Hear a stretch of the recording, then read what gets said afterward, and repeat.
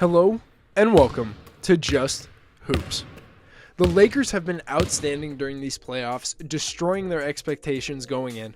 Coach Darvin Ham has created a system for everyone to be successful as possible, and the new-look Lakers are in a flow, and their offensive and defensive play have been highly efficient and effective. In this video specifically, we're going to talk about their offense, so here are their numbers overall. The things that stood out to me were the 112.6 offensive rating, which isn't that great for the playoffs, but they're doing a really solid job.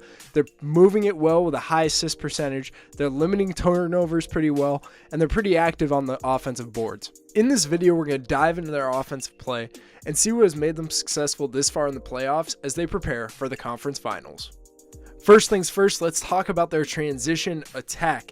It is their primary look offensively. They want to get out and run and get as many easy baskets as possible. They got great athletes on the floor most of the time. They have guys that can push it, make plays by themselves, and also high IQ players that are able to throw it ahead and make it easier for them to get these easy baskets often. They run 17.2% of the time. They're plus 2.6 points per game on the break. Off steals and rebounds, they're fourth in the playoffs off of steals and seventh off of rebounds at getting in transition and playing off the break. But overall, it's a huge part of their offense. They like turning defense to offense, whether it's live or dead. They're trying to get out and go as fast as possible and make it as easy as possible for them. They got guys that could play off of each other to do a good job at running a wide break and allowing a rim run to get downhill and play in the paint. And also, this wide spacing in the corners allows there to be attack angles for guys to drive and make plays that way. But at the end of the day, LeBron James is on the roster, so the more space you're able to give this guy to get downhill and make plays on the break at the rim for himself and his teammates, the more successful you'll be offensively overall. So now let's talk about their post attack, which is one of their primary looks in the half court. To add some numbers to it, they're top 5 in both field goal attempts and field goal percentage in the mid-range, and their post attack is a big reason why those numbers are so high. To talk first about their post spacing with non-AD post-ups, it's 3 high and wide, as you can see here, the lowest guys at the break, and the porch is loaded with the big or Anthony Davis. This gives optimal space for LeBron James, Rui Hachimura, for D'Angelo Russell to have a post-up and go make an advantage out of it. In terms of cutting and movement, you can see there Anthony Davis dove late to create space in the middle of the floor, and that's just a way for LeBron or whoever the post-up player is to have the optimal space to attack. And then to talk about AD post touches, there's 4 wide. The guy that usually slashes is in the top 2 right there, like Rui Hachimura coming behind the attack for the offensive rebound. But overall, they like having guys spaced out wide to provide Anthony Davis the optimal space to go work in the mid post and make plays happen there. In this clip here, you can see 4 wide again, and the slasher was in the corner. Overall, whether it's LeBron James or Anthony Davis in the post, they just try to provide the space to be as effective as possible. They got a ton of guys outside of Anthony Davis and LeBron James that can go to the post and go get a bucket down there. And in terms of spacing also, things shift and change regarding who's on the floor. They do a good job with their personnel. When Vando's on the floor, they tend to keep spacing tighter with 3 wide. Vando floats the middle of the floor on post touches. And even how they utilize shooters, always putting the shooters higher on the floor, putting them above the break and next pass spots, creates a ton of space in the middle of the floor to operate. They also utilize the porch and late dives down the middle just to clear out that middle of the floor and allow whoever the post player is to go work there.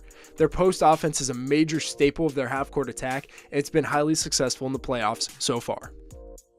And then when it comes to their half-court flow and attack overall, the pick and roll is a major part of what they do every time down the floor. First things first, let's talk about their slot side pick and roll with a loaded corner. This clip here, you're going to have a double look at this. First, Schroeder is the primary ball handler, denying the ball screen because of the ice, getting downhill, and then they kick it out to Reeves, and then we'll talk more about the spacing here. You got corners loaded with the guard/shooters, and LeBron James is high and wide behind the action, floating, ready to attack. They like putting the slasher or LeBron on the high side, and then having the corners loaded with guys that can space the floor and play with space to operate. Even if it is Vanderbilt, putting Vanderbilt in the strong side corner allows there to be more space on the weak side for the shooter and LeBron James to operate downhill.